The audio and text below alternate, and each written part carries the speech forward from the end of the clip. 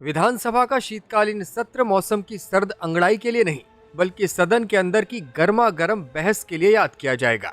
सदन के अंदर आज जो कुछ हुआ और जिस अंदाज में हुआ, वो सत्ता और विपक्ष के लोग भी याद रखेंगे। एक और जहां पूर्व प्रधानमंत्री चौधरी चरण सिंह की जयंती पर उन्हें नमन करने को सरकार और विपक्ष एक साथ दिखाई दिए, तो दूसरी ओर जब बहस का मौका आया तो दोनों ओर से नेताओं का गुस्सा फूटता हुआ नजर आया। आज सदन में हुई गहमा गहमी की हर तस्वीर आपको हम आगे दिखाएंगे, लेकिन पहले यूपी की सियासत में एंट्री लेने जा रही नई पार्टी की रणनीति को भी देख लीजिए। सपा की पीडीए रणनीति के बीच इस पार्टी ने डीपीए का नारा दे दिया है और भाजपा की सहयोगी होने के बावजूद भाजपा से इतर यूपी के चुनावी मैदान में कूदने का खुला ऐलान भी कर दिया है। यही नहीं, अखिलेश यादव को भी बड़ी सियासी राय देकर आज इस पार्टी के अध्यक्ष ने सबको चौंका दिया। हम जिस पार्टी की बात कर रहे हैं वो है Republican party of India. Party के नेता और केंद्रीय मंत्री रामदास अठावले आज लखनऊ में थे।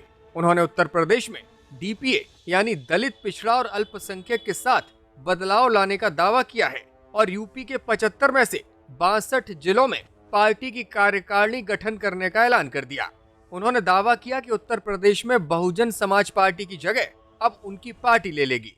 पंचायत चुनावों को लेकर उन्होंने दावा किया कि वो भारतीय जनता पार्टी के साथ गठबंधन होने के बावजूद अकेले चुनाव लड़ने का मन बना चुके हैं।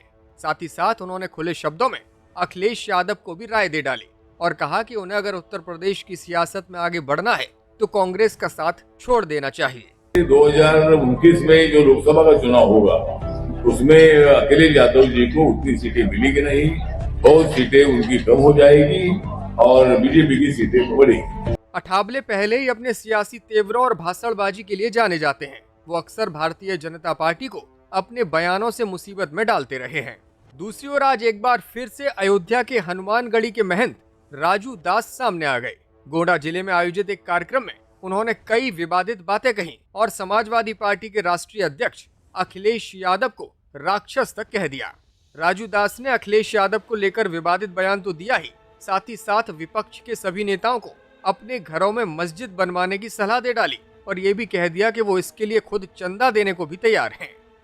हम मंदिर के लिए, मस्जिद के लिए चंदा नहीं दे सकते हैं, लेकिन हिंदू जो विपक्षी हैं वो अगर अपने घर में मस्जिद बना ले तो हम उनको चंदा दे देंगे, इतना तक के हम तैयार हैं, लेकिन बाबर के नाम पर नहीं।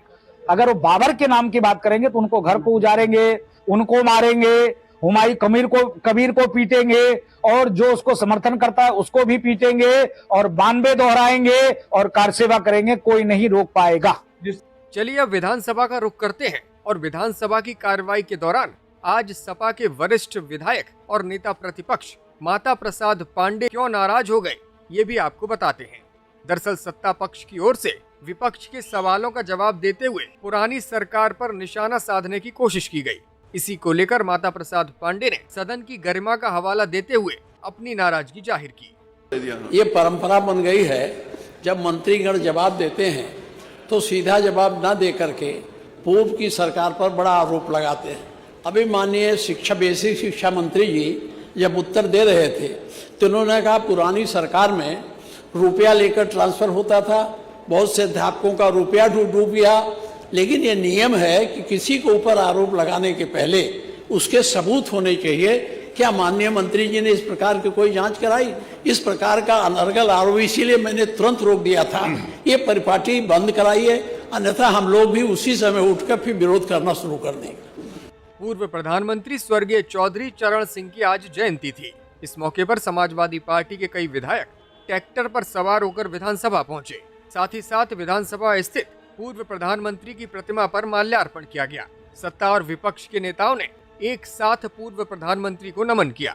इस दौरान नेता प्रतिपक्ष माता प्रसाद पांडे ने चौधरी चरण सिंह को इस अंदाज में याद किया। चौधरी चरण सिंह जी का आज जन्मदिन है। चौधरी साहब के निकट हमको भी रहने का अवसर मिला है। जब हिंदुस्तान में किसानों की बात करने वाला कोई आदमी आगे नहीं आया तो सबसे पहले चौधरी चरण सिंह ने भारत में किसानों के नाम को और किसानों की परेशानियों को लेकर आगे बढ़े। सबसे बड़ी बात है जहां उन्होंने राजनीतिक रूप से, कानूनी रूप से किसानों को, भूमिहीनों को, खेत जोतने वालों को एक अधिकार दिया, वहीं उन्होंने राजनीति में उन दबे कुचले पिछड़े लोगों को जिनकी आवाज नहीं थी, उन समूह को उन्होंने संगठित किया और संगठित करके उनको आवाज दिया। अपने दल में वो देख देख करके कौन कैसा है, उस हिसाब से वो टिकट दे करके राजनीति में लाए और उनको विधायक बनाया, और कितने को जब मंत्री बने तो मंत्री बनाया।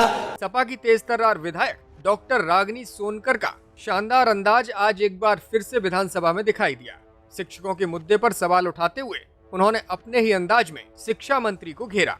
जो टीचर्स आज आपके बीएलओ बने पड़े हैं, जो टीचर आपके सर्वे कर रहे हैं, जो टीचर गणना कर रहे हैं, जो टीचर आपके मिड डे मील करवा रहे हैं, जो टीचर आपके अगर समूह का विवाह हो रहा है तो उसमें दुल्हन को ब्यूटी पार्लर लेकर के जा रहे हैं, और अलीगढ़ में तो हद मचा दी, एक टीचर को आपने कुत्ता गिनवाने के लिए लगा दिया। ये आपकी सरकार है। ये हम कहते हैं कि हमारा जो गुरु होता है, गुरु ब्रह्मा, गुरु विष्णु, और आपने गुरु को कहां ला करके पटक दिया। ये आपकी सरकार है। मैं ये पूछना चाहती हूं, क्या ऐसी मानसिक उत्पीड़ना के साथ आप ये कर पाएंगे कि हमारे प्राइमरी स्कूल के जो हैं बच्चे बढ़ पाए? 35 टीचर और शिक्षा मित्र जो हैं वो मौत की घाट उतर गए। बीएलओ के रूप में वो काम कर रहे थे और उन्होंने आत्महत्या कर ली। इन लोगों के लिए क्या सरकार उनके परिवारों में एक एक सरकारी नौकरी और साथ ही साथ मुआवजा देने का काम करेगी? विधायक संग्राम यादव भी आज एक्शन में दिखाई दिए।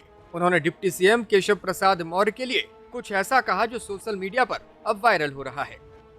बिना परीक्षा दिए पिछड़े वर्ग और दलित समाज के लोगों को बाहर का रास्ता दिखा दिया जा रहा है।